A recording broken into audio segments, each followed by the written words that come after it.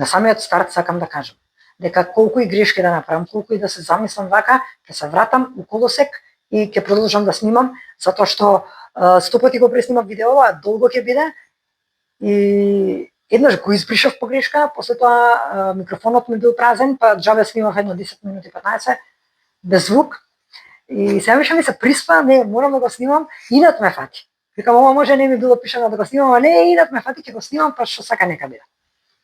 Сега го почнувам видеото официјално. Дали има нека информација у Македонија за тоа колку луѓе се дадени на извршител?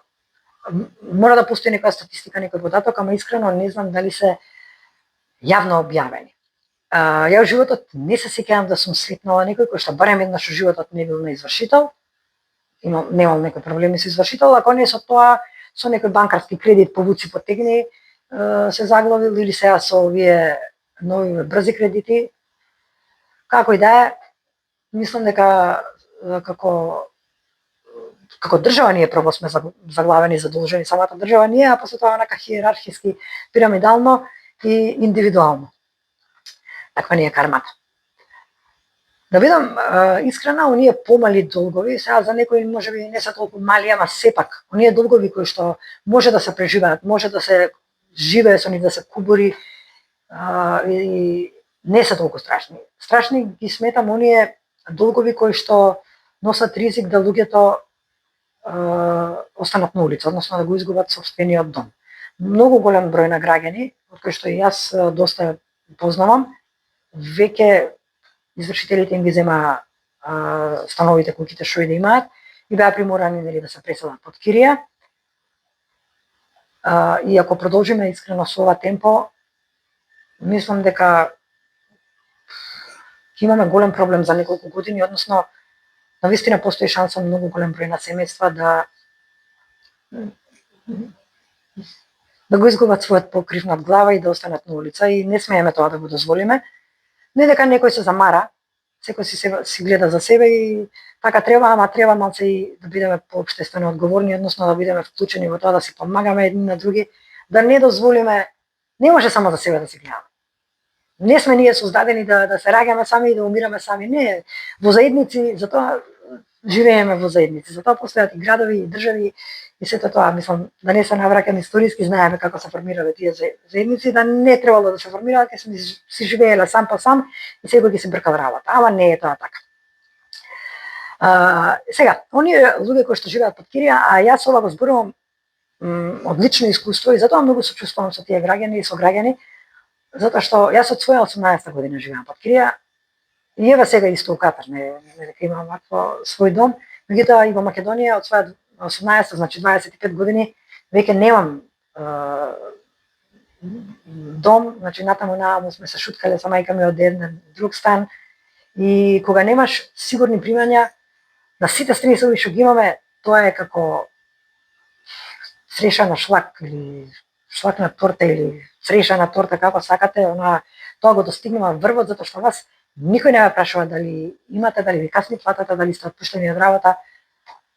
Тоа мора да се подмери. Воспротивно, постои голем ризик да останете на улица. Кога имате одговорност не само кон себе, туку и кон некои останати од семејството, да речеме, особено ако се тоа деца или повозрасни родители, роднини, стресот е на максимум. Сигурна сум дека голем број од вас знаат како е да се будиш секој ден со стрес, да легнуваш со стрес и со такви притисоци од сите страни, особено, мислам, не дека овие што имаат пари немаат други проблеми, ама сега баш се фокусирам на финансиски проблеми со кои што многу голем број на граѓани се соочуваат. Тие кирии кои што нели ги спомнав и мораме да ги плаќаме, у последно време се повеќе се зголемуваат, значи баш вртоглаво раснат цените и секако сите други трошоци, значи и храната, и сметките, буквално се, мислам дека се дуплираше у последниве неколку години, а секако платата не се зголемува, затоа што вас крајот не може да ми се фати. Ако ви дадеме сега 600 евра плата, утре ќе барате 800, ако ви дадеме 800 ќе барате 1000, значи сте нашле па сте зашле, преку леп погача. така ни кажа. И ние викаме добро, нема проблем. И сега да се вратиме на кириите. Значи јас сум многу пати и во Катар и во Македонија сум била на работ, на бездомништво и тоа ми е некако како голема травма останато. Дури и тука кога донирам, тука има на многу места онака мобилни екипи каде што може да се донира и бираш за што да донираш, да даеш донација, дали за социјални случаи, за деца без родители, за болни, за луѓе што се у затвор, за изградба на школи, за не знам што. Јас секогаш донирам за оние кои што немаат покрит над глава. Ете тоа ми е, како што кажав, некоја травма останато. И имало периоди кога што не сум имала ни за сметки да платам, а камоли кирија, а се сум морала да платам. Затоа и дојдов тука, реално, затоа што баш поради тие долгови за кирија. И не се, да не навлегувам, сега ќе ви кажам една приказна за тоа како би требало да биде. Оваа приказна е замислена, значи ова е хипотетичка ситуација, не се случила, не ми се случила, но ќе ја раскажам затоа што стварно мислам дека вака треба да биде, а не како што е сега, да се остават сите тоа на буништа да ги фрлиме. Ми тропа мене коки на врата, пошто кокина ми е нели куќна извршителка, не можам да работам со друга, друга е блискост си имаме веќе создадена некоја, фамилија сме си.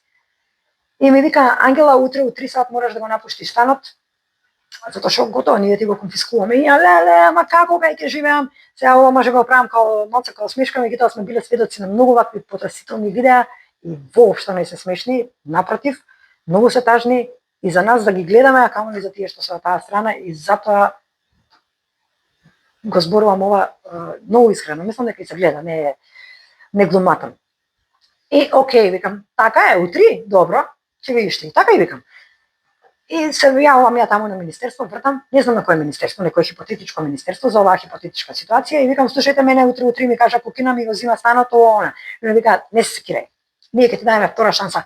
Втора шанса, каква е таа втора шанса? Вика, ќе ти дадеме државно земјиште, обработлива почва. Ја викам, и вика, таму ќе можеш да си се преселиш и ќе мораш, односно да ја обработуваш таа почва и да решиш што ќе произведуваш. Ја викам, добро, јас сакам да произведувам зелки, мора нешто со храна да биде, затоа што ја работам трговија на храна и некако таму ми е секогаш фокусот, иначе ние сме толку плодно земјиште, имаме 300 сончеви денови да буквално се што ќе засадиме ќе никне, се што сакаме можеме да произведуваме, ама ние сме кјутци. И окей, викам, ми викаат и плюс, пошто тој станот што ќе ти го земе стан куќа што и да ќе конфискуваат, се дава на аукција, 30% од таа вредност што ќе биде, што ќе се процени, ќе ти ги дадеме за да можеш да си изградиш некоја шупичка таму на тоа земјиштето и да можеш да купиш стартни работи за да почнеш со производство на зелки. Дали копач, семења, што знам, таму ќе ме обучат. Да, и бесплатна обука ќе ми дадат од Министерство за земјоделство или некој институт и ќе ми кажат што како треба да правам, ќе да видам ова пак да не добро. Да не треба почеток да снимам. И окей, супер, викам. Зошто е ова многу добро? Ова втора шанса, кој ќе го кажам, многу дебилно звучи, ама не ми текне во моментот ништо и баш е као некоја втора шанса. Се потпишува значи договор со државата дека тоа земјиште не смее да се отуги и дека ние ќе го работиме. Не идеме таму за на одмор и дека они не пратили од пензија, што многу не сакаат, сега ќе се седиме таму под сенка со фамилијата и ќе си трчкаме по ливади и ќе си плетеме венчиња од сепчиња. Не, идеме за да нешто направиме и да го почнеме животот од нула. Секој заслужува, не втора, трета, само да се сака. Ако ме прашате мене, јас лично одма би го прифатила ова. Одма, мислам, зошто би била будала да живеам сега у таква нечистотија, у таков загаден воздух и таков хаос. Тој хаос ми предизвикува дополнителен стрес. И сега ваму те праќаат некаде кај што се будиш, сонце, изгрее сонце, чист воздух, рад, мир и плюс можност за да си го вратите животот во колосек. Па зошто да не го прифатам тоа? Него нема кој да ми го понуди мене, иначе јас одма ќе го прифатам. И што правиме со тоа? Значи прво се разложуваме, значи сите и волкот, сите и овците на број работава е. Оваа кокина пошто нема и она ќе биде задоволна од ова што ќе ми го земе станот, мене ќе ми исплатат нешто, значи многу е важно. Јас останувам со покрив над глава. Тоа е многу важно. Второ, ми се враќа волјата на живот и гледам некоја нова можност за просперитет и гледам светлина на крајот од тунелот. Тоа е нешто што е најважно во животот, затоа што инаку само тонеме. Гледаме дека не постои шанса, ќе останеме на улица, све е некако црно, а ова не, ова е нешто што ќе ни донесе ведрина, мислам дека јас барем. И на почеток ќе викаме можеби, кај сега ја од град ќе ме пракате таму у таа село, у рурална средина. Да, на почеток може ќе биде така, ама кога ќе видите колку е убав животот и колку мир и спокој ќе ви донесе, гарантирам дека сите ќе уживаат во тоа. Значи, тоа е најголемиот бенефит што го имаме. Второ, произведуваме нешто домашно, локално. Ако го сакаме тоа, ако го сакаме, се успева. Може да се прави извоз понатаму, значи може дури да се развие некој бизнис. Покрај тоа што ќе произведуваме локално домашно производство и ќе помогнеме некако на државата со у економија или било што. Покрив над глава, нели го кажав како најголем бенефит. Сме си ги исплатиле долговите и не знам, мислам баш е win-win-win ситуација. Да видам што имам друго да кажам. Да, може ке ме правите луда, зашо сонувам толку многу и забегувам со овие филмови. Па мора некој со визија да има у животот. Може ова што го кажувам, може ќе му кликна на некој што може да го направи ова и ќе му речем, што знам, па управо е. Сега има и луѓе кои што ќе ме прават будали, кои што си живеат у некој свој меур и гледаат само црно и бело. Вие можете да ме плукате што сакате, стварно не сте ми битни. Јас сакам луѓе како мене што имаат визија. А за жал, овие партии кои што до сега биле на власт у Македонија, не гледаат долгорочно, сите како да живеат од ден за ден. Дај што може да се излапа сега за сега додека сме на власт и после тоа ќе дојдат тие другите, и тие другите почнуваат се отпаново, никој не продолжува тоа што го започнале претходните. Затоа што сега тоа е нивно. Ние ќе си почнеме од поново и така секој од поново, никој ништо не завршува, секој почнува од почеток и ние вергламе, шлефуваме како ќе заглавиме со кола со гумите у кал и затоа сме се увртно. Луѓе ќе се изгубиме државата вака, стварно. Ќе не украде крадец, луѓе крадци ќе не фатат, ќе не го испоукрадат, ќе не снима и како држава и како нација. Затоа што немаме визионери, ниеден визионер не се најде да ни ја води државата. Еве, послушајте ме, некој што знам, некој милионер, милиардер, нека ме слушне, некој од владата, валјда има некој што сега сака државава да се помогне. Тие граѓани на кои што ќе им помогнат, тоа е компензација, значи, пак ќе кажам, вид на компензација. Овие им давате, но и они ви враќаат. Да не го гледаме како нечиј подарок или ние сега решаваме некој проблем, а зашто не го решаваме проблема, значи, на ти го дај ми го си правиме. Тоа сакам да кажам.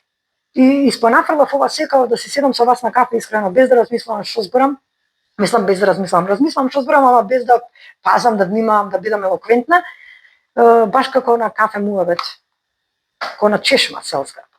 И плюс ќе ги заживееме тие рурални средини, па не може сите град држава да бидеме сите у Скопје да живеат, да се пренатрупа градот. Веќе е пренатрупан, а се друго да не умира, и природа, и рурални средини, а можеме рибници да се отвараат, можеме селски туризам да се развива, може да се зголемува локалното производство, зошто сите сакаме да работиме у канцеларии на компјутери, сите да бидеме економисти и IT хакери и свашта.